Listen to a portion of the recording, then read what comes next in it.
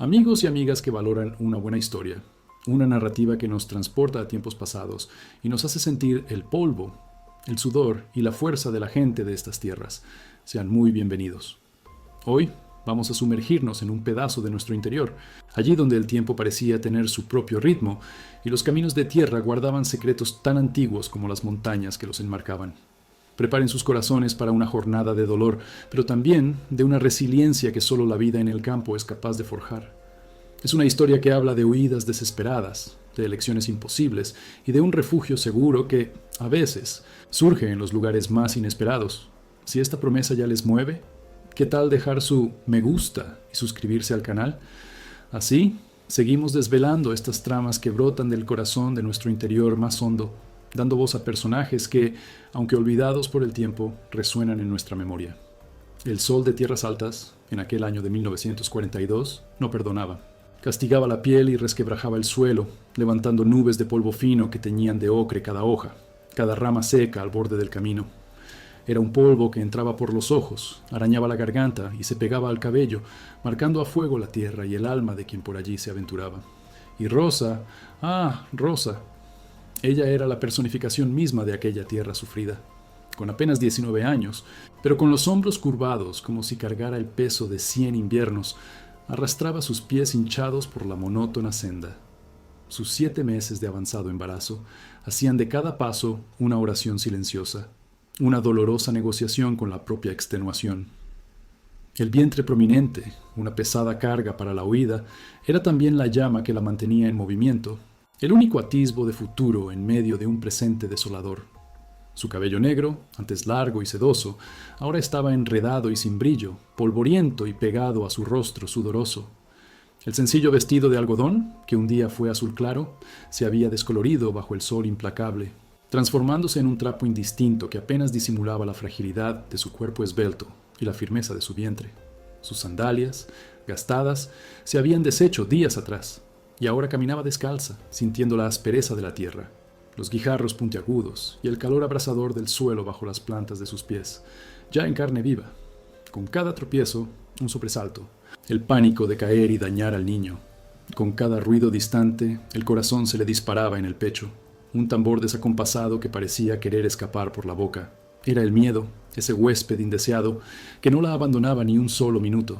¿Cuántos días llevaba así? Rosa había perdido la cuenta, quizás 3, quizás 4. El tiempo se había disuelto en un torrente de dolor y desesperación. Sus últimos recuerdos de comida eran de un trozo de panela y un poco de agua de pozo, ofrecidos por un alma caritativa en una aldea lejana que apenas recordaba. Desde entonces, solo el sol, el polvo y el silencio perturbador de la soledad. Su estómago rugía en protesta, pero su mente estaba demasiado ocupada con la huida, con la necesidad apremiante de sobrevivir, de proteger al pequeño ser que se movía dentro de ella. Hablaba con su vientre, en susurros roncos y casi inaudibles. «Aguanta firme, mi amor. Mamá te sacará de aquí, lejos de ellos, lejos de todo».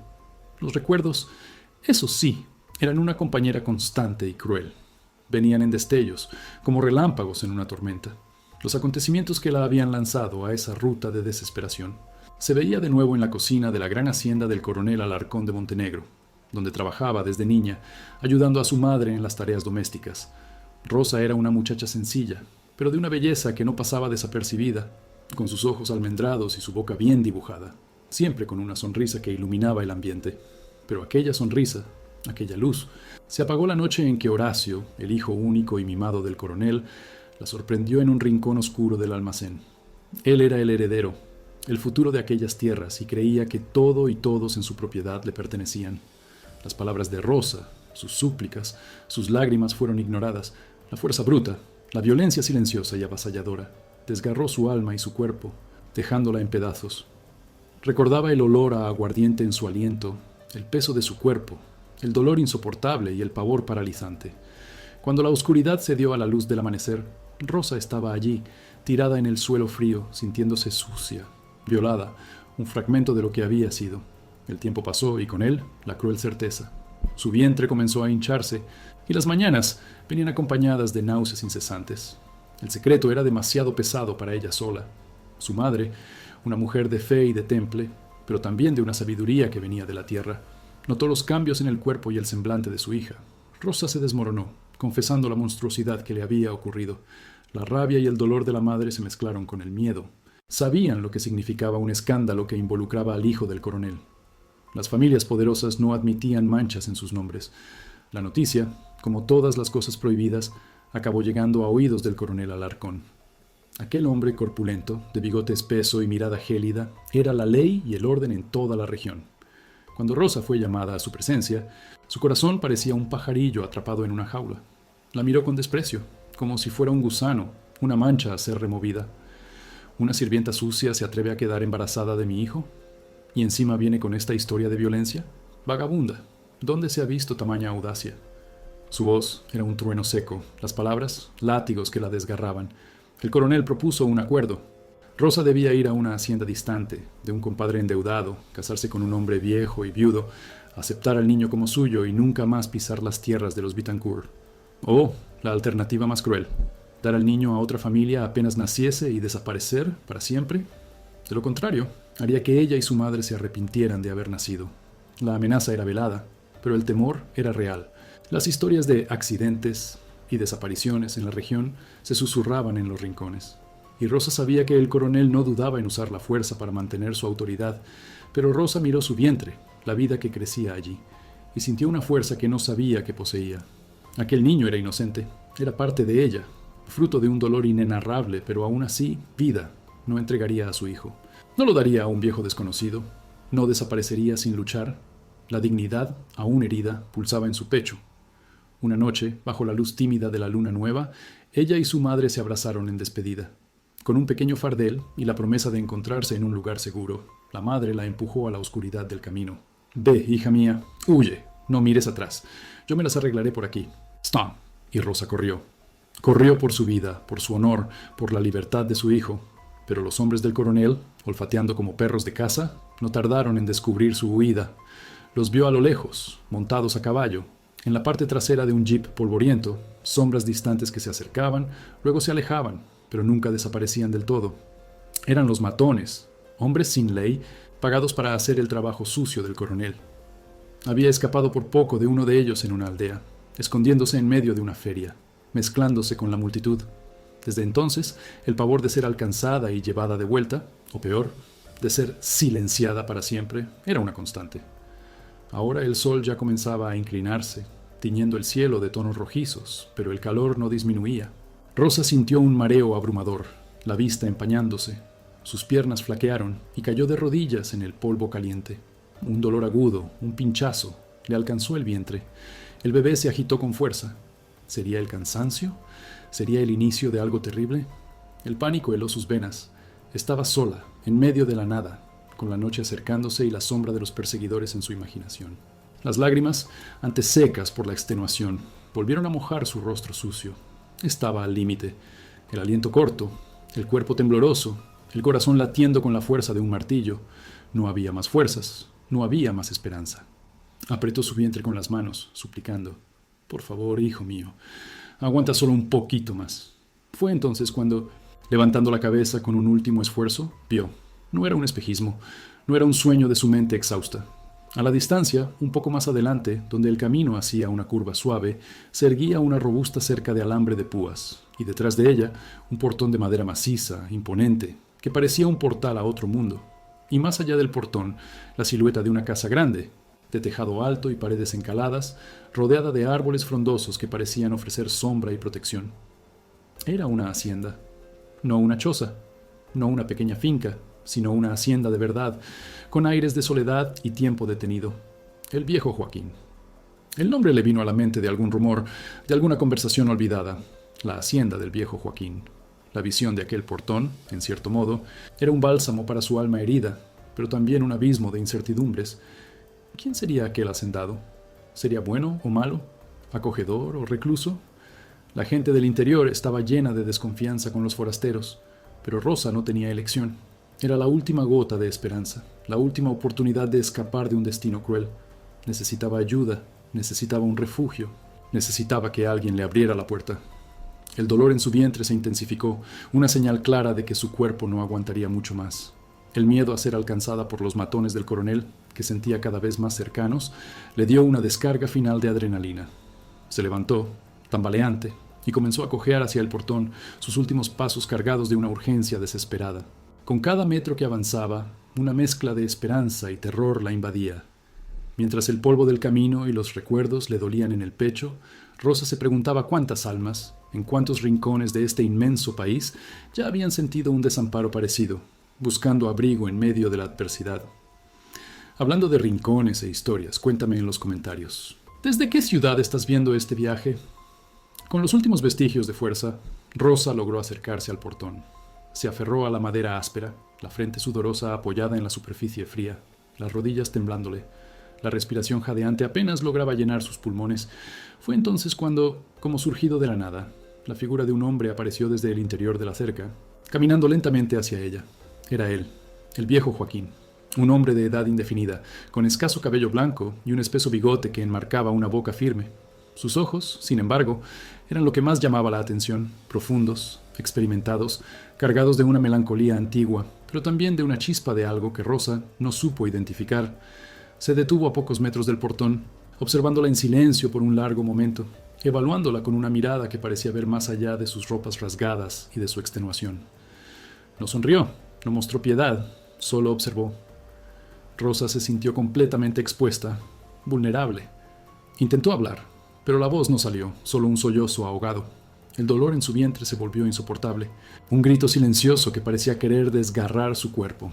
Sintió la sangre caliente escurrir por sus piernas, la visión oscureciéndose, y, a lo lejos, el sonido débil pero inconfundible de caballos acercándose por el camino. Las sombras del pasado la estaban alcanzando. El viejo Joaquín continuó observándola, inmóvil, mientras Rosa, al borde del colapso, sentía la vida escaparse y la esperanza transformarse en desesperación, los ojos fijos en los suyos, esperando una palabra, un gesto, que pudiera cambiarlo todo. El dolor desgarró el vientre de Rosa como un rayo, y el líquido caliente escurriendo por sus piernas confirmó el peor de sus miedos. El bebé estaba llegando. Allí, en el polvo del camino, al borde de la extenuación, con el sol declinando y las sombras de sus perseguidores extendiéndose en el horizonte, se sentía la más desamparada de las criaturas. Sus ojos, que todo lo observaban con el peso del pavor, se fijaron en los del viejo Joaquín. En aquel momento de desesperación abismal, ella ya no veía a un hombre, sino un destino, un juicio final, o la última chispa de salvación. Cayó, las manos apretando su vientre en un instinto primario de protección, un grito silencioso que parecía querer rasgar el cielo. El viejo Joaquín, que hasta entonces parecía una estatua de piedra, rompió el silencio y la inmovilidad. Sus ojos, antes cargados de melancolía, destellaron con una urgencia que sorprendió a la propia Rosa, incluso en su estado de semiconciencia.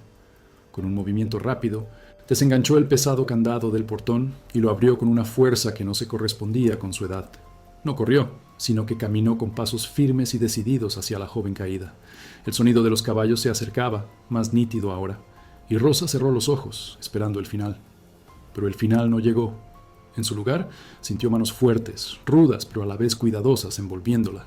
El olor a tierra, a tabaco y a sudor de hombre de campo la invadió. El viejo Joaquín la levantó del suelo con una facilidad impresionante, apoyando su cuerpo contra el de él.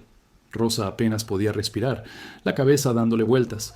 Antes de que pudiera procesar lo que sucedía, él la sostuvo en sus brazos como si fuera una carga ligera y comenzó a caminar de vuelta hacia el interior de la hacienda. El sonido de los caballos ahora estaba muy cerca y el rudo vocerío de hombres pudo oírse claramente. «Ahí está, coronel. Creí que se había desmayado para siempre». La voz era de Tiburcio, uno de los matones más brutales de Horacio. Joaquín se detuvo a mitad de camino, con Rosa en sus brazos, girándose hacia el portón. Allí, 3 hombres montados a caballo y uno en un jeep polvoriento se detuvieron abruptamente. El coronel Alarcón de Montenegro, con su barba espesa y mirada amenazante, estaba en el jeep, observando la escena con una mezcla de sorpresa y rabia. «Joaquín, vaya, así que aquí se metió la pícara», tronó el coronel. «Entregue a la muchacha, Joaquín, y evitamos problemas. Es una fugitiva. Quedó embarazada de mi hijo y ahora quiere manchar el nombre de mi familia. Ella me pertenece». El viejo Joaquín no pestañeó, sus ojos se encontraron con los del coronel, y una frialdad cortante emanó de él. Su voz, antes ronca y cargada de años, sonó con una autoridad incuestionable, resonando por la vastedad del campo. «Nadie te toca», dijo él, refiriéndose a Rosa, pero la frase era claramente una advertencia al coronel. Esta muchacha está bajo mi protección. Estas tierras son mías. Y aquí, coronel, su ley no entra. Hubo un silencio tenso. Los matones se miraron entre sí, sorprendidos por la audacia del viejo Joaquín, un hombre que, a pesar de recluso, era conocido por su terquedad y por poseer tierras que desde hacía mucho tiempo eran de su familia, respetadas por todos. El coronel Alarcón intentó sostener la mirada, pero el peso de la palabra de Joaquín, su postura inquebrantable, hizo que dudara. Conocía la fama del viejo y sabía que no era hombre de retroceder. «No sea necio, Joaquín», dijo el coronel, la voz aún cargada de amenaza, pero con un rastro de incertidumbre. «Esta mujer le dará problemas. Es una deshonra, una plaga». «Si es plaga, es mi plaga», respondió Joaquín, sin alzar la voz, pero con cada palabra pesando una tonelada. «Aquí nadie entra sin mi permiso, coronel. Y a esta muchacha, lo dije, nadie la toca. Ahora, den media vuelta y lleven esa plaga suya de vuelta a donde vino». La orden era clara, la autoridad innegable. El coronel Alarcón soltó un gruñido de frustración, pero sabía que, en aquel momento, no había nada que hacer. Confrontar a Joaquín en sus propias tierras sería un error. Hizo una señal a los matones que, contrariados, comenzaron a maniobrar los caballos y el jeep. Mientras se alejaban, el coronel lanzó una última mirada furiosa a Joaquín y Rosa. «Esto no se quedará así, Joaquín. Se arrepentirá». Pero Joaquín ya había dado la espalda, llevando a Rosa, que estaba desmayada en sus brazos, al interior de la hacienda. La amenaza del coronel se perdió en el viento. Rosa despertó unas horas después, en una habitación extraña, pero acogedora. El olor a hierbas secas y a leña quemada envolvía el ambiente. La luz suave de una lámpara iluminaba un techo de madera y paredes encaladas. Estaba acostada en una cama blanda, con sábanas limpias, y su cuerpo dolía. Pero un dolor diferente, un dolor de haber sido salvada. Tocó su vientre, aún grande, y sintió al bebé agitarse. Un alivio profundo, una ola de gratitud y confusión la alcanzó. Estaba viva. El bebé estaba vivo. Un sonido en la puerta la hizo encogerse. El viejo Joaquín entró en la habitación, llevando un tazón humeante. Lo colocó en la pequeña mesa de noche y se sentó en una silla de madera, observándola. «Despertó», dijo él, la voz ronca, sin tono. Rosa intentó sentarse, pero un pinchazo se lo impidió. «El vientre. El bebé. Todo está bien», la tranquilizó. «Perdió un poco de sangre, pero no fue lo que piensa. Es el cansancio. Traje a una partera del pueblo. María». Ella la examinó. «El bebé está bien, pero necesita reposo». Rosa lo miró, aún sin entender la gentileza de aquel hombre, cuya fama era de recluso e intratable. «¿Por qué? ¿Por qué me ayudó?» Él solo la miró con sus ojos profundos, como si buscara algo en su alma. «Porque vi la desesperación en sus ojos. Vi a una madre en apuros, y yo no podía dejarla en el camino». La simplicidad de la respuesta conmovió a Rosa. Sintió una lágrima correr por su rostro. Los hombres, el coronel, se fueron, no volverán, no por ahora. Aquí dentro usted está segura. Nadie la toca, lo dije. Sus palabras eran un bálsamo. En aquellos primeros días, Rosa, aunque agradecida, mantenía una resistencia silenciosa. La vergüenza de lo que le había sucedido, el miedo a ser un estorbo, la desconfianza hacia cualquier hombre, hacían que se mantuviera reservada. Comía lo que Joaquín le traía, caldos tibios, pan de maíz fresco, leche de cabra, pero hablaba poco. Lo observaba. Él también era un hombre de pocas palabras. Su presencia era imponente, pero no amenazante. La cuidaba con una especie de gentileza silenciosa, un cuidado torpe, pero genuino. Poco a poco, la barrera entre ellos comenzó a ceder. Rosa, en sus momentos de insomnio, lo oía trabajando en el patio antes del amanecer, el chirrido de la bomba de agua, el mugido de las vacas. Él traía flores silvestres para adornar la pequeña habitación, sin decir una palabra, solo las dejaba allí. Ella percibió que él preparaba sus comidas con esmero, siempre asegurándose de que estuviera bien alimentada. Cierta tarde, cuando el sol ya se ponía y pintaba el cielo de morados y anaranjados, Rosa estaba sentada en la galería, sintiendo la brisa suave y acariciando su vientre. Joaquín se sentó en la silla de al lado, encendiendo su pipa. El olor dulzón del tabaco se mezcló con el aire fresco. «¿Todavía tiene miedo?», preguntó él, la voz baja.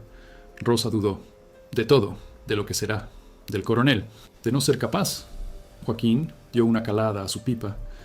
«El miedo es un mal bicho, pero el amor de madre, ese es más fuerte. Es lo que la guiará». Hizo una pausa. Conocía a su madre. La revelación tomó a Rosa por sorpresa. ¿Mi madre? ¿La señora Aurora? Sí, ella trabajó aquí por un tiempo cuando era joven. antes de ir a la hacienda de los Bittencourt. Una mujer de temple, honesta, fuerte. Igual que usted, había un atisbo de cariño en su voz, un recuerdo distante. Aquella pequeña conexión con su madre, con un pasado más simple, fue lo que Rosa necesitaba. Sintió una lágrima. La extraño tanto. Ella estará bien. Su madre es como el campo, no se doblega fácilmente, dijo Joaquín, y usted tampoco se doblegará. Con cada día que pasaba, Rosa encontraba un poco más de paz. El caserón del viejo Joaquín, antes un refugio temporal, comenzó a parecerse a un hogar. Ella observaba la rutina de la hacienda, los pocos empleados que pasaban apurados, evitando el contacto directo, pero siempre saludando al patrón con respeto. Notaba la disciplina de Joaquín, su dedicación a la tierra, su soledad. Pero no toda la hacienda era un aislamiento. La noticia de la llegada de Rosa, una mujer embarazada y desacompañada, a quien el recluso viejo Joaquín había acogido, voló más rápido que la noticia de la lluvia fuerte. En el pequeño pueblo más cercano, a unas leguas de distancia, las lenguas afiladas de las mujeres en las ventanas y de los hombres en la tienda comenzaron a trabajar. Joaquín, un hombre que nunca trajo a un alma viva dentro de esta hacienda, ahora tiene a una muchacha embarazada y sola. ¡Qué vergüenza! ¿Será su hija? ¿Una pasión de juventud, ahora vieja? El viejo Joaquín no es un santo, ¿no? ¿O será alguna de esas muchachas perdidas que se involucran con gente mala y luego huyen al monte? Una fugitiva, quizás. ¿Y el coronel Alarcón que pasó por allí y fue mandado de vuelta?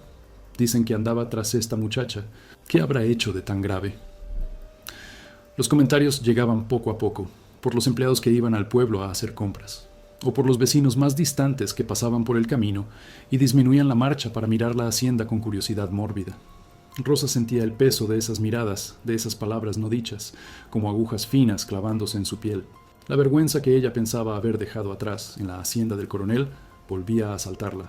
Era la muchacha extraña, la muchacha perdida, la vergüenza que el viejo Joaquín había traído dentro de sus tierras. Una tarde, la partera María vino a revisar a Rosa. Mientras la examinaba, los ojos curiosos de la señora se posaban sobre la joven. «Las lenguas son largas, hija mía», dijo María, con la voz baja. «¿La gente del pueblo habla de usted?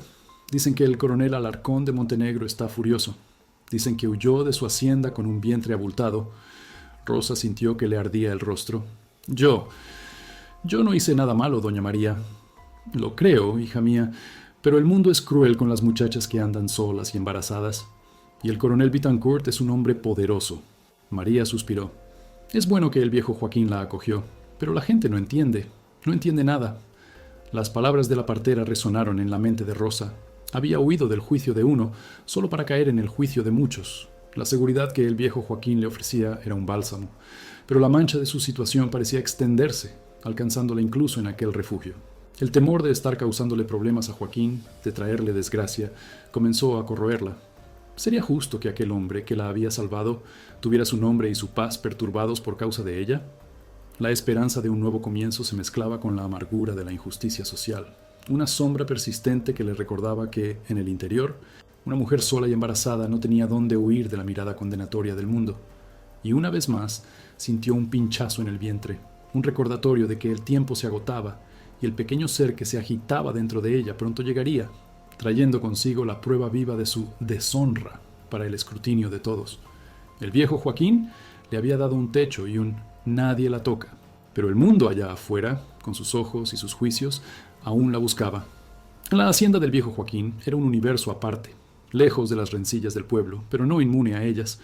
Para Rosa, aquellos días en el caserón se transformaron en una extraña mezcla de refugio y claustrofobia. El aire puro del campo, las mañanas rociadas, el canto de los pájaros antes del amanecer, todo eso era un bálsamo para su alma herida.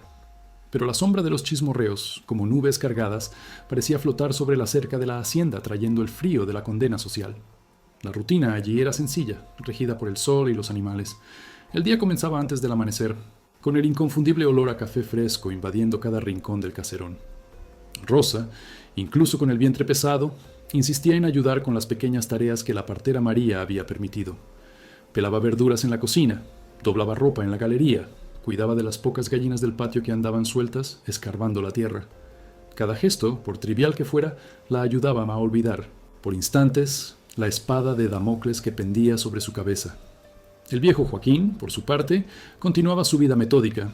Se levantaba temprano, cuidaba el ganado, revisaba las plantaciones de maíz y frijoles, conversaba con los dos peones fijos de la hacienda, Paco y Pedro, que lo acompañaban desde hacía años y eran como sus sombras silenciosas.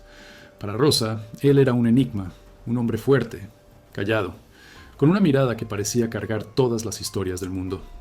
Los gestos de cariño eran sutiles, casi invisibles, pero constantes. Un plato de comida extra en su mesa, una manta más gruesa en la cama en las noches frías, una mirada de vigilancia cuando ella estaba en la galería. Nunca preguntaba sobre el coronel, sobre el padre del niño, sobre el futuro incierto. Parecía respetar su silencio como si fuera una parte sagrada de su dolor. Las tardes eran más tranquilas. A Rosa le gustaba sentarse en la vieja mecedora de la galería, sintiendo el viento cálido del campo acariciar su rostro, y al bebé moverse dentro de ella. El sonido del viento en las hojas de los mangos y el canto melancólico de la tórtola eran su banda sonora. A veces, Joaquín se sentaba cerca, leyendo un periódico arrugado que traía del pueblo, o simplemente fumando su pipa, observando el ganado pastar. Eran momentos de una extraña y cómoda complicidad, dos seres solitarios encontrando compañía en la presencia del otro, sin la necesidad de palabras. Una tarde, una fuerte lluvia de verano se desató sobre la hacienda. El olor a tierra mojada y a monte fresco invadió el aire, y el ruido de la lluvia en el tejado era un espectáculo aparte. Rosa estaba en la cocina, ayudando a preparar la cena, cuando un relámpago iluminó el cielo, seguido de un trueno estruendoso que hizo temblar las ventanas. Ella se encogió, y el viejo Joaquín, que estaba cerca del fogón, percibió su sobresalto. Él solo tocó su hombro ligeramente, un gesto rápido, pero que transmitió una seguridad inesperada. «Es solo lluvia, muchacha. Lava el alma y la tierra». Poco a poco, Rosa se fue acostumbrando a la presencia de aquel hombre. Las conversaciones, antes raras, fueron ganando un poco más de fluidez. Él contaba historias de la hacienda, de cómo su padre la había construido, de las leyendas del campo. Rosa, por su parte, hablaba un poco sobre su madre, sobre la vida simple antes de la tragedia. Ella descubrió que Joaquín había estado casado, pero su esposa había fallecido muchos años antes, sin dejar hijos. Esto explicaba un poco de su soledad y el vacío que flotaba en la casa. «¿Qué piensa usted de mí?», preguntó Rosa una noche, mientras él le traía un té de hierbas para calmar el nerviosismo. Joaquín la miró, el humo de la pipa danzando en el aire. «Yo no pienso nada, muchacha. Yo veo a una mujer fuerte que está luchando por la vida de su hijo, y eso, para mí, es lo que importa». Sus palabras fueron un bálsamo. Él no la juzgaba. Él solo la veía y veía su lucha. Esa aceptación incondicional era algo que Rosa no había encontrado en ningún otro lugar desde la tragedia. Se sintió, por primera vez en mucho tiempo, un poco más ligera. Pero la ligereza era fugaz. El pueblo, como un ojo que todo lo veía, no dejaba de alimentar los chismorreos. Los pocos empleados de la hacienda que iban al pueblo 1 o 2 veces por semana regresaban con el rostro serio, evitando los ojos de Rosa. Ella los oía susurrando en la cocina, en la lavandería, en la despensa. La historia de la muchacha misteriosa embarazada en la hacienda del viejo Joaquín ganaba contornos cada vez más dramáticos e inverosímiles. Tiburcio, el matón del coronel Alarcón, era uno de los grandes propagadores de los rumores. Frecuentaba la tienda del pueblo, bebía aguardiente y soltaba pullas sobre la mujerzuela que había huido de la hacienda del coronel. «Esa es un problema, gente. Es de las que se ofrecen al hijo del patrón y luego quieren dar un golpe. El coronel solo quería librarse del lío, pero Joaquín fue y compró la pelea. Ahora verá lo que le pasará a él. Una mujer como esa solo trae desgracia». Las mujeres del pueblo, sentadas en las puertas de sus casas o en la placita de la iglesia, cuchicheaban. ¿Vieron a la partera María saliendo de la hacienda de Joaquín de nuevo? Esa muchacha ya debe estar casi pariendo. ¿Será que el coronel vendrá a buscar al niño? Dicen que el coronel Alarcón le mandó un recado a Joaquín, diciendo que él está albergando a una criminal, una que denigró el nombre de su hijo, que Joaquín lo pasará mal con esta historia. Y Joaquín, que siempre fue un hombre de paz, ahora está peleando con el coronel por causa de esta forastera. ¿Qué tendrá esta muchacha, eh? Los rumores llegaban a oídos de Joaquín también. Él escuchaba en silencio, la frente fruncida, la mirada distante. Nunca hablaba de eso con Rosa, pero ella percibía la tensión en sus hombros, la forma en que apretaba los labios. La presencia de ella estaba, sí, causando problemas, y el coronel Alarcón, con su orgullo herido y su poder inquebrantable, no había olvidado la afrenta. La partera María, que se convirtió en una figura constante en la vida de Rosa, una especie de puente entre la hacienda y el pueblo, traía las noticias con la sutileza de quien no quiere perturbar, pero necesita alertar. El coronel Bittencourt está enviando emisarios a todos los rincones, hija mía. diciendo que usted es una impostora, que intentó engañar a su hijo, que Joaquín la está protegiendo indebidamente. Rosa sentía que el corazón se le oprimía. Él va a venir aquí, ¿verdad, doña María? Me va a sacar de aquí, me va a llevar de vuelta a su hacienda o me entregará a la justicia. María suspiró. Su poder es grande, hija mía, pero Joaquín es un hombre de principios. Él no la entregará, al menos no sin luchar. Aquellas palabras, no sin luchar, llenaron a Rosa de una mezcla de esperanza y pavor. El viejo Joaquín la había salvado, le había dado un refugio, pero ella no quería que él se arriesgara por ella. Era una deuda que ella no sabía cómo pagar. Con cada día que se acercaba el parto, la ansiedad aumentaba. El bebé, que debería ser la mayor alegría de su vida, se convertía también en la prueba viva de la violencia que había sufrido y el motivo de toda su desgracia. Una noche, Rosa despertó sobresaltada. No era el bebé moviéndose, ni una pesadilla. Era el sonido de pasos afuera y voces apagadas. Se levantó de la cama, el corazón latiéndole fuerte, y fue hasta la ventana. La hacienda estaba inmersa en la oscuridad.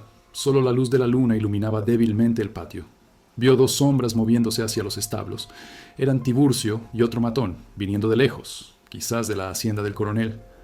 No se atrevieron a entrar en la casa, pero su presencia allí, en las tierras de Joaquín, era una clara provocación. Rosa se recostó en la pared, temblando. El mensaje era claro. El coronel Alarcón no se había rendido. Estaba cercando la hacienda intentando intimidar a Joaquín, esperando una oportunidad. Aquel «nadie la toca» del viejo Joaquín parecía cada vez más una promesa difícil de mantener. La madrugada transcurrió en vela para Rosa, los ojos fijos en la ventana, esperando algo, a alguien. El bebé, como si sintiera el nerviosismo de la madre, se agitaba en su vientre. Al amanecer, los matones habían desaparecido, pero dejaron atrás un rastro de intimidación. La paz de la hacienda había sido quebrada. Joaquín notó la palidez de Rosa en el desayuno. Vio sus ojos hinchados, su semblante de pavor. Ella no necesitó decir una palabra. Él lo sabía. Los hombres del coronel estaban allí, al acecho. «No se preocupe», dijo él, la voz firme, aunque con un rastro de cansancio. «Ellos no entrarán aquí. No mientras yo viva». Sus palabras eran fuertes, un escudo protector para Rosa. Pero ella no quería que Joaquín tuviera que dar la vida por ella y por su hijo. La deuda de gratitud se mezclaba con la culpa. El chismorreo del pueblo, los ojos curiosos, el poder del coronel Alarcón. Todo eso se cerraba en torno a la hacienda, transformando el refugio en una fortaleza sitiada.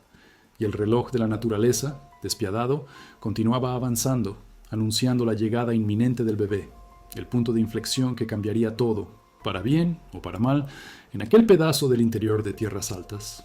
Aquel caserón antiguo, con sus paredes gruesas y ventanas de madera batida, parecía respirar las historias de generaciones. Y en aquellos días tensos, con la amenaza del coronel cerniéndose como un buitre sobre la carroña, Rosa y el viejo Joaquín se volvieron más que anfitrión y huésped. Se convirtieron en cómplices de un destino incierto. Con cada mirada intercambiada, con cada silencio compartido, el lazo invisible que los unía se fortalecía, tejido con el hilo de la confianza y la necesidad mutua. Joaquín, antes un libro cerrado, comenzó a desvelar algunas páginas de su propia historia. Una noche de tormenta, con el viento aullando afuera y la lluvia golpeando fuerte en los cristales, él se sentó en la sala, cerca de la chimenea, y Rosa, insomne, lo encontró allí. El crepitar de la leña calmaba un poco su corazón.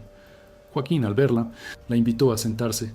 El fuego proyectaba sombras danzantes en la pared, y la atmósfera era propicia para confidencias. «Usted me recuerda mucho a mi esposa, Elsa», comenzó, la voz baja, casi un susurro. Ella tenía la misma fuerza en los ojos, la misma determinación y el mismo amor por la vida, incluso cuando la vida no era justa. Rosa lo escuchó en silencio, sintiendo el calor del fuego calentar no solo su cuerpo, sino también su alma. «Perdimos un hijo», continuó Joaquín, y el dolor en su voz, incluso después de tantos años, era palpable. «Nació prematuro, no resistió. Elsa nunca se recuperó de verdad. Quería tanto ser madre, tanto. Y después de eso, ella enfermó. Se fue demasiado pronto. Un nudo se formó en la garganta de Rosa. Comprender la dimensión de aquel dolor, aquel vacío que él cargaba desde hacía décadas, hizo que ella sintiera una conexión aún más profunda con aquel hombre. Él no la había acogido solo por compasión, sino quizás por una memoria, una herida antigua que ella, con su vientre y su fragilidad, había tocado. «Lo siento mucho, señor Joaquín», dijo ella, la voz embargada. Él meneó la cabeza. «Así es la vida, muchacha. llena de alegrías y de tristezas, pero uno sigue, uno tiene que seguir. Se volvió hacia ella, sus ojos profundos fijos en los suyos. Sé lo que es ver el mundo desmoronarse, y sé lo que es luchar por aquello que uno ama. No tenga miedo de luchar, Rosa. Por este hijo que usted lleva, luche con todas sus fuerzas. En aquel momento, Rosa sintió que ya no estaba sola. No era solo un hacendado recluso y una fugitiva. Era la fuerza de dos almas marcadas por la vida, unidas por la promesa de una nueva vida que estaba por venir. Ella tomó la mano callosa del viejo Joaquín, un gesto de cariño y gratitud que trascendía las palabras. Él le apretó la mano de vuelta, un pacto silencioso de protección y esperanza. Si usted está sintiendo la profundidad de esta conexión, la fuerza que nace de la vulnerabilidad y la esperanza, no olvide dejar su like y compartir esta historia con quien valora la belleza de los lazos humanos. El apoyo de ustedes es lo que nos mueve a contar estas narrativas que calientan el alma. La vida en la hacienda, a pesar del chismorreo y la amenaza latente, comenzó a tener un ritmo más ligero para Rosa. Ella ayudaba a cuidar la pequeña huerta, plantando y cosechando, sintiendo la tierra en sus manos. El olor a albahaca y romero, mezclado con la frescura del césped recién cortado, llenaba sus días. El viejo Joaquín le enseñaba sobre las plantas, sobre los ciclos de la naturaleza, sobre la paciencia que el campo exigía.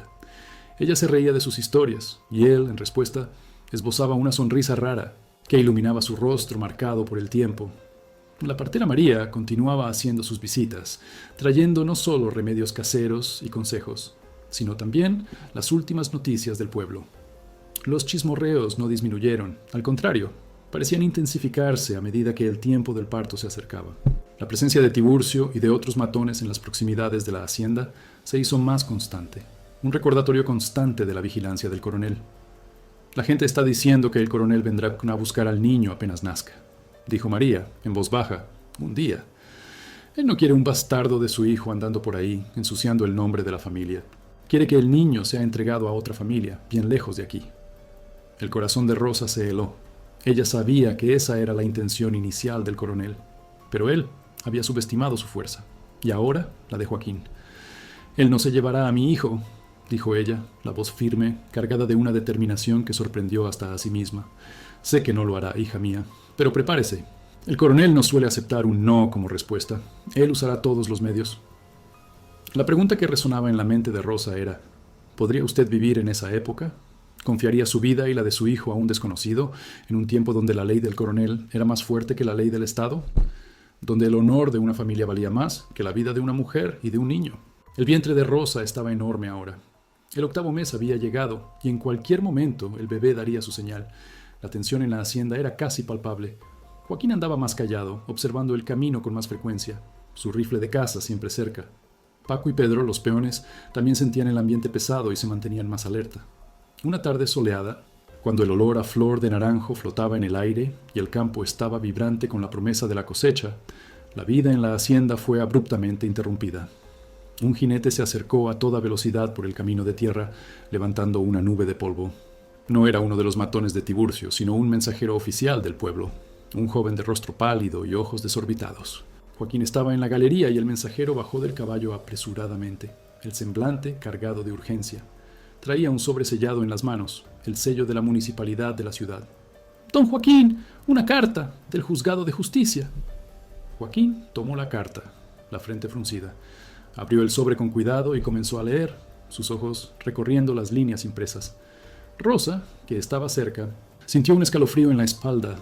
La quietud de la hacienda fue engullida por un presentimiento sombrío. El rostro del viejo Joaquín se endureció a medida que leía. Con cada palabra, sus rasgos se volvían más tensos, la boca más apretada. Cuando terminó, arrugó la carta en la mano, la vena en su frente pulsando. «¿Qué es, señor Joaquín?», preguntó Rosa, el corazón martillándole en el pecho. Él la miró, y en sus ojos ella vio una mezcla de rabia contenida y una preocupación que él raramente demostraba. El coronel Alarcón de Montenegro movió los hilos. Presentó una solicitud de intervención judicial. Me acusa de secuestro y de encubrir a una criminal, una impostora que está intentando extorsionar a su familia con una falsa paternidad. Las palabras cayeron como piedras sobre Rosa. Secuestro, criminal, falsa paternidad. Las mentiras del coronel se estaban transformando en ley, en algo oficial, legal. «¿Y qué significa eso?», preguntó ella, la voz casi inaudible. «Significa que ellos vendrán, con la ley, con la orden judicial para llevarla, Y si usted resiste, o si yo resisto, ellos usarán la fuerza y al niño. Ellos pueden quitarle al niño. Sings. La voz de Joaquín era grave, cargada de una amenaza real e inminente. La carta era el aviso final, el ultimátum. El chismorreo se había transformado en acusación formal. La amenaza del coronel ya no era un susurro en las sombras, sino un grito ensordecedor, avalado por el brazo de la justicia. El santuario de la hacienda, que tanto Rosa había buscado y que Joaquín había prometido, estaba a punto de ser invadido. Todo estaba a punto de desmoronarse. El tiempo del refugio había llegado a su fin. La noticia de la carta del juzgado cayó sobre Rosa como un rayo en cielo abierto. El aire de la hacienda, antes tan puro y acogedor, se volvió pesado, presagio de una tormenta inminente. El miedo, que parecía haber dado una tregua, regresó con fuerza redoblada, apretándole el pecho. Sus ojos se llenaron de pavor, y ella buscó la mirada de Joaquín, intentando encontrar en él la fuerza que sentía escaparse de sí. El viejo Joaquín, por su parte, estaba más austero que nunca. La carta en sus manos parecía quemar, y con cada segundo que pasaba, su furia silenciosa contra la injusticia del coronel Alarcón crecía. Él sabía que el enfrentamiento era inevitable, y, esta vez, no sería solo un intercambio de palabras y amenazas. Sería la ley contra su palabra, la fuerza contra su honor. «Ellos no entrarán aquí», repitió, la voz cargada de una determinación férrea, más para sí mismo que para Rosa. No la llevarán, no se llevarán a su hijo. Rosa, sin embargo, sentía que la situación era mucho mayor que la voluntad de un hombre, por más honrado que fuera. El coronel Alarcón era poderoso, tenía el sistema a su favor. «¿Qué podemos hacer, señor Joaquín?», preguntó la voz temblorosa. «No quiero que usted se perjudique por mi causa. Por favor, no se habla más de eso», la cortó abruptamente. «Lo hecho está, y lo que venga ahora lo enfrentaremos juntos». Aquel mismo día, Joaquín comenzó a prepararse. Reunió a Paco y Pedro, los peones de confianza, y les explicó la situación. Los dos hombres, leales y acostumbrados a la disciplina de Joaquín, asintieron con seriedad. Reforzaron las cercas de la hacienda con más rigor, fortificaron el portón y prepararon algunos escondites en caso de que la situación se volviera peligrosa. El ambiente en la hacienda cambió de apacible a un estado de alerta constante. La partera María, visitándolos al día siguiente, trajo más noticias sombrías. «El coronel Alarcón está reuniendo a sus hombres, Joaquín, y él no está solo. Dicen que el delegado Durán de la ciudad recibió órdenes y acompañará a la comitiva. Él quiere hacer un espectáculo, mostrar quién manda en la región». Rosa escuchaba, con cada palabra, cómo el suelo se abría bajo sus pies. El bebé se agitaba en su vientre, como si sintiera la agitación del mundo allá afuera. La inminencia del parto, unida a la amenaza, lo hacía todo más insoportable. Se sentía un fardo, una causa de desgracia para aquel hombre que la había acogido. El sol nació al día siguiente, pero para Rosa y Joaquín era como si el cielo estuviera nublado. La hacienda estaba en un silencio tenso, esperando lo inevitable. Rosa pasó la mañana sentada en la galería, las manos en su vientre, sintiendo cada movimiento del bebé, como si quisiera memorizar cada instante antes de que lo peor sucediera. Poco después del mediodía, el sonido distante de caballos y de un vehículo rompiendo la quietud del camino de tierra hizo que el corazón de Rosa saltara en su garganta. Eran ellos, la comitiva del coronel Alarcón. Joaquín estaba en el patio, junto a Paco y Pedro. Los tres tenían sus rifles de caza en las manos, pero las armas no eran para la violencia, sino para la demostración de resistencia. No había intención de matar, sino de mostrar que no se entregarían sin luchar. La comitiva era imponente, 2 jeeps polvorientos, cargados de matones armados y una decena de jinetes. Al frente, el coronel Alarcón, en su caballo Bayo, y a su lado, el delegado Durán, un hombre gordo y sudoroso, con un semblante de autoridad forzada. «Joaquín, salga y entregue a la forastera», bramó el coronel, su voz resonando por todo el valle. «La ley está aquí, no complique las cosas». Joaquín caminó lentamente hasta el portón, los ojos fijos en los del coronel. Rosa lo observaba desde la ventana de la sala, el cuerpo temblándole, sintiendo un dolor agudo en el vientre, no de pavor, sino un dolor que ella conocía bien. El parto estaba comenzando. «La ley del coronel no vale en mis tierras, Alarcón», dijo Joaquín, la voz calma y firme. «Esta muchacha está bajo mi protección y nadie la sacará de aquí por la fuerza». El delegado Durán, sintiéndose desafiado, apeó del caballo con dificultad. «Señor Joaquín, tengo una orden judicial aquí. Un mandamiento de búsqueda y detención de la tal Rosa y del menor que ella lleva. Estoy autorizado a usar la fuerza si hay resistencia. No complique su situación». Joaquín sonrió, una sonrisa amarga. Esa orden fue comprada, delegado, y usted lo sabe. No hay niño para ser detenido porque aún no ha nacido, y Rosa no es una criminal, es una víctima. La tensión se cortaba en el aire con un cuchillo. Los matones del coronel comenzaron a impacientarse, algunos ya con las manos en las empuñaduras de sus armas. «No me impedirá, Joaquín», bramó el coronel, la furia en sus ojos. «Esta mujer deshonró a mi familia. Su bastardo no vivirá bajo el nombre Bittencourt. Y usted, viejo terco, pagará caro por esta osadía». En aquel instante, un grito agudo de dolor rasgó el silencio de la hacienda. Era Rosa. El dolor en su vientre se intensificó, una señal inconfundible. Se desmoronó en el suelo de la sala, agarrándose el vientre, sintiendo el agua escurrir por sus piernas. El bebé estaba llegando, en medio de aquella confusión, de aquella guerra. El grito de Rosa alcanzó los oídos de Joaquín. Él se giró, el rostro pálido, la determinación en sus ojos mezclándose con el pavor. ¡La partera! ¡La partera! ¡Rápido!, gritó Paco, percibiendo la situación y corriendo hacia el interior de la casa. El coronel Alarcón percibió la oportunidad. «Es ahora. Entren, agarren a la mujer y llévensela. Y si el viejo resiste, disparen para intimidar. No quiero sangre, pero quiero obediencia». Los matones y los jinetes avanzaron en masa hacia el portón, derribando la cerca lateral a su paso. Joaquín y los peones estaban en inferioridad numérica, pero estaban listos para la resistencia. Se dispararon tiros al aire, el sonido resonando por el valle, asustando a los animales y llenando el aire de pólvora y tensión. La hacienda se transformó en un escenario de guerra. Gritos, disparos, el tropel de caballos. Rosa, tirada en el suelo de la sala, en medio del dolor excruciante del parto, sentía que el mundo se desmoronaba a su alrededor. La partera María, que había llegado momentos antes, intentaba calmarla, pero el caos allá afuera era ensordecedor. «Respire, hija mía, respire. El bebé está llegando», decía María, la voz cargada de urgencia, pero también de una calma que rozaba el milagro. Joaquín, con el rifle en mano, se posicionó para defender la entrada de la casa. Él sabía que la casa era el último refugio. Intercambió disparos con los matones, no para acertar, sino para disuadir, para ganar tiempo. Él era un hombre viejo, pero su determinación era inquebrantable. No podía perder a Rosa y al bebé, no después de todo lo que había prometido. Mientras la batalla se desarrollaba afuera, con Joaquín y sus peones resistiendo valientemente, el dolor de Rosa se intensificaba. Sentía cada contracción, cada esfuerzo, mientras el ruido de los disparos y los gritos se mezclaba con su propio sufrimiento. Parecía que el infierno había llegado a la hacienda. Estaba a punto de perderlo todo, la protección, la paz, y quizás al propio hijo que nacería en medio de una guerra. La sangre, el sudor, las lágrimas, el polvo y la pólvora se mezclaban en aquel día trágico. La hacienda del viejo Joaquín, que un día fue un santuario, ahora era un campo de batalla. Y Rosa, en el centro de todo, estaba en una lucha por su vida y por la vida de su bebé, con la sensación abrumadora de que estaba a punto de perder.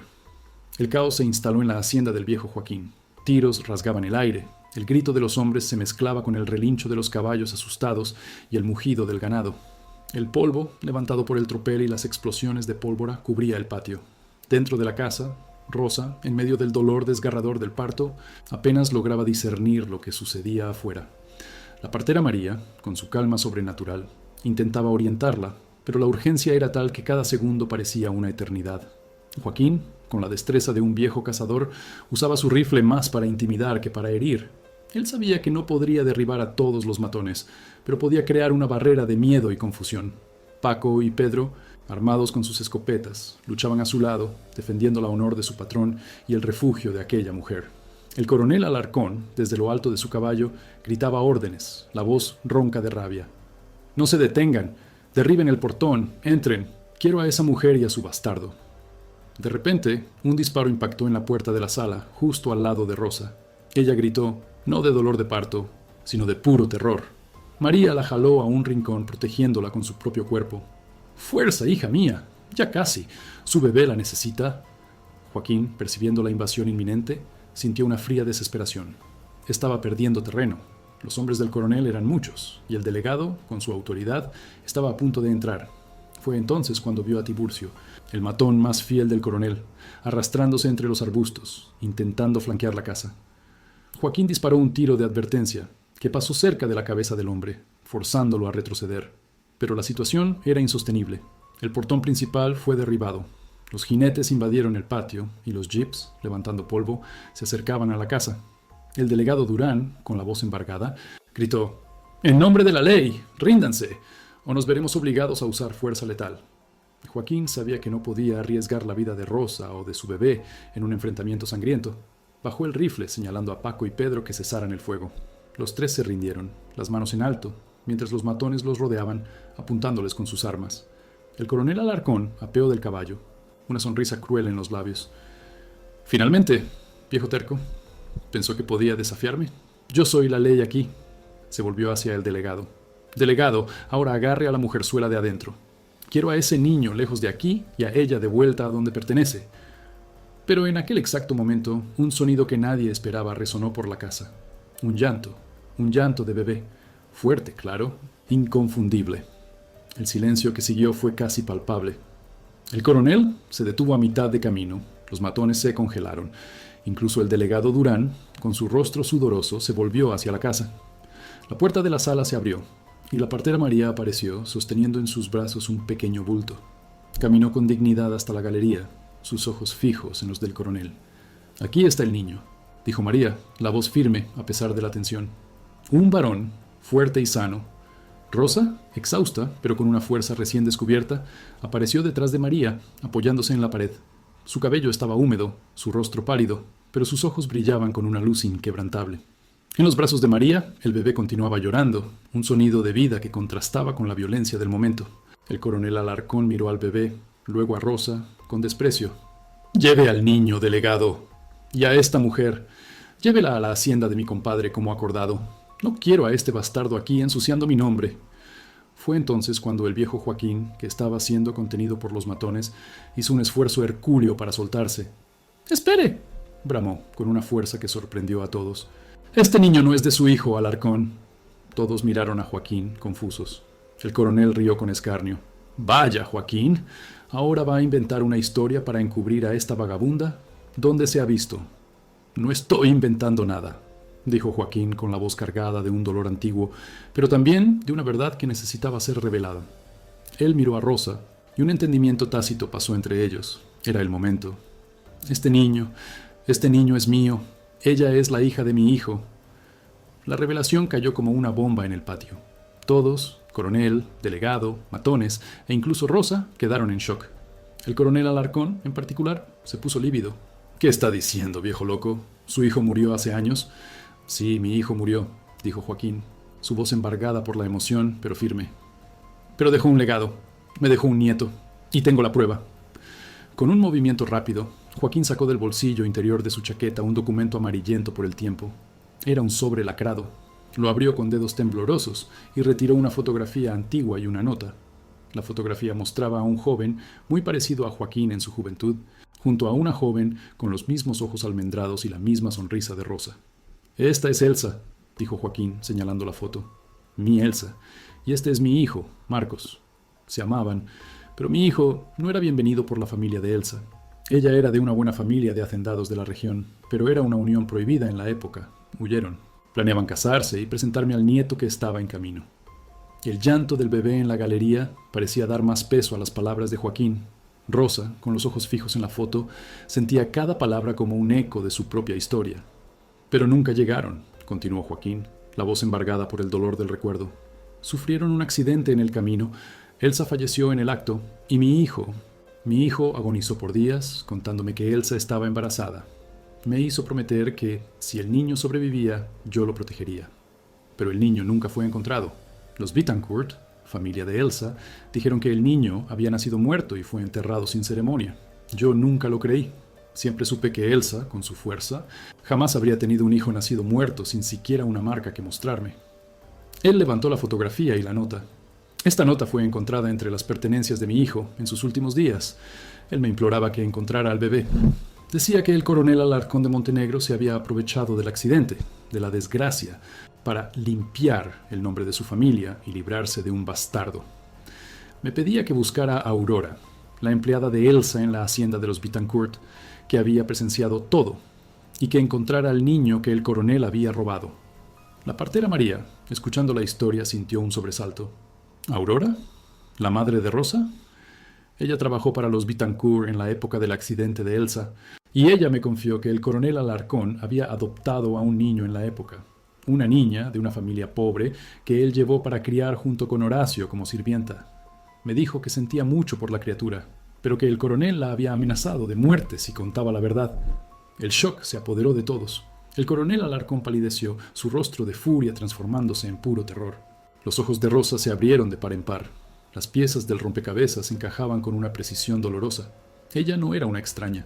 Ella era la nieta de Joaquín, la niña robada, la hija del hijo que él había perdido. Ella era la prueba viva de la crueldad del coronel. Rosa, dijo Joaquín con la voz ronca de emoción, usted es la hija de mi Elsa. Usted es la hija de mi Marcos. Usted es mi nieta. Aquel bastardo que el coronel desprecia es mi nieto. Su hijo es mi bisnieto. La verdad, tan antigua y enterrada, finalmente salió a la luz, rasgando el velo de las mentiras. El delegado Durán, percibiendo la gravedad de la situación y las implicaciones de que un coronel tan poderoso hubiera encubierto un secuestro y el intercambio de bebés, sintió el sudor frío escurrir por su nuca. La ley que él representaba no podía ser tan fácilmente corrompida ante una verdad tan impactante. Coronel Alarcón de Montenegro, dijo el delegado, la voz vacilante, pero ahora con un nuevo tono de autoridad. Usted está bajo grave acusación. Afrontar a la justicia con mentiras y encubrir el secuestro de un niño es un crimen federal. Usted está arrestado. La imagen del coronel siendo esposado, su rostro retorcido de odio y pánico, sería algo que Rosa jamás olvidaría. La justicia, de alguna forma, había llegado. No era la justicia perfecta, pero era un comienzo. El silencio en la hacienda era llenado solo por el llanto del bebé, un llanto que, para Rosa, ya no era de desesperación, sino de una nueva esperanza. Amigos, qué giro. ¿Quién diría que el viejo Joaquín guardaba un secreto tan profundo y que la verdad saldría a la luz en medio de un parto? El coronel Alarcón de Montenegro, que se creía intocable, finalmente encontró su destino. Pero ¿y ahora? ¿Qué será de Rosa, del bebé y del viejo Joaquín? La crisis parece haber pasado, la verdad fue revelada, pero ¿cómo será el mañana? El amor, la familia, la justicia. Todo esto fue puesto a prueba. Que la justicia, ahora, finalmente se haga por Elsa, por Marcos y por Rosa. ¿Qué opinan? Dejen sus comentarios y opiniones. Esta es una historia de giros que nos hacen pensar sobre lo que realmente importa en la vida. Las consecuencias de aquella tarde fatídica fueron una mezcla de alivio exhaustivo y de una paz que parecía milagrosa. El polvo de los enfrentamientos aún se asentaba en el patio, pero el aire ya no llevaba el olor a pólvora y miedo, sino el dulce perfume de vida nueva. El llanto de un bebé, el pequeño Marcos, bautizado así en honor al hijo perdido de Joaquín, resonaba por las paredes del caserón, un sonido que ahuyentaba las sombras del pasado. El coronel Alarcón de Montenegro, con su poder y su arrogancia, fue llevado esposado. La investigación, impulsada por el delegado Durán, que sentía el peso de su propia complicidad y el temor por su reputación, reveló la sórdida trama que él había montado décadas antes. La madre de Rosa, Aurora, que había sido amenazada y silenciada por años, finalmente pudo hablar, confirmando cada palabra de Joaquín y de María. La verdad, por más dolorosa que fuera, había prevalecido. El imperio de mentiras del coronel se desmoronó, y con él, su autoridad y su libertad. Los meses siguientes fueron de una cura lenta y profunda. Rosa, con el bebé en sus brazos, vio la hacienda del viejo Joaquín transformarse en su verdadero hogar. El parto difícil había dejado marcas en el cuerpo, pero el alma, antes en pedazos, comenzaba a repararse, cosida con los hilos del amor y la aceptación. Joaquín, por su parte, renació. El dolor de la pérdida de su hijo y de su esposa, el vacío de una vida solitaria, fueron llenados por la risa de Rosa y el llanto vibrante del pequeño Marcos. Tenía a su familia de vuelta, su linaje restaurado, su promesa cumplida. La mirada melancólica que antes llevaba dio paso a una ternura que solo la paternidad y la abuelez podían traer. La vida en el campo retomó su ritmo calmado. Las semillas plantadas, la tierra arada, el ganado pastando bajo el sol generoso de tierras altas. La cosecha de maíz y frijoles de aquel año fue abundante, un simbolismo de la renovación que invadía la hacienda. Rosa, ahora una madre, se sentía fuerte. Amamantaba a Marcos, cantaba canciones de cuna aprendidas de su propia madre y encontraba en los ojos curiosos del bebé la esperanza de un futuro diferente. Ella y Joaquín pasaban largas horas en la galería, él con su pipa, ella con el hijo en brazos, en silencio, pero con un lazo de afecto que trascendía las palabras. El chismorreo del pueblo, que antes la perseguía, ahora se transformaba en curiosidad respetuosa e incluso en admiración. La historia de la muchacha que, de fugitiva, se reveló nieta del viejo Joaquín, hija de un amor perdido y víctima de una gran injusticia, corrió por todos los rincones. Su honor, tan brutalmente robado, estaba siendo reconstruido, no por un matrimonio o por una fortuna, sino por la fuerza de la verdad y por el amor de una familia que se reencontraba. Doña Aurora, la madre de Rosa, pudo finalmente venir a la hacienda, reuniéndose con su hija y conociendo a su nieto, sintiendo la paz de ver a su familia, después de tanto sufrimiento, finalmente segura y amada. Las tardes en la hacienda estaban llenas de un nuevo calor. Rosa ayudaba en las faenas, no ya como empleada, sino como parte de la familia, la heredera de aquellas tierras. Ella aprendía de Joaquín los secretos de la siembra, la sabiduría de la tierra, la paciencia con los ciclos de la vida. El pequeño Marcos crecía fuerte y sano, un rayo de sol que iluminaba cada rincón del caserón. Amigos y amigas, qué jornada la nuestra. Desde el camino polvoriento de tierras altas, pasando por el desespero, la persecución y la furia, hasta la revelación de una verdad que lo cambió todo. La historia de Rosa y del viejo Joaquín nos recuerda que la vida, por más dura que sea, siempre guarda una esperanza, un soplo de fe que nos impulsa a seguir. Nos enseña que la justicia puede tardar, pero llega, muchas veces por los caminos más tortuosos e inesperados, y que el amor de verdad, el amor que construye y que acoge, es la mayor fuerza del mundo. Si esta historia tocó su corazón, si le hizo sentir el polvo del camino y la emoción del reencuentro, no deje de hacer clic en el me gusta, suscríbase al canal para no perder las próximas narrativas y comparta esta jornada con sus amigos y familiares. Así, esparcimos estas tramas de fe y superación que brotan de nuestra tierra. Que nunca perdamos la esperanza, que siempre creamos en la fuerza del bien y en la capacidad humana de empezar de nuevo. Pues, como la vida en el campo nos enseña, después de toda tormenta, el sol siempre vuelve a brillar y el suelo, antes árido, se llena de vida nueva. Un abrazo y hasta la próxima historia.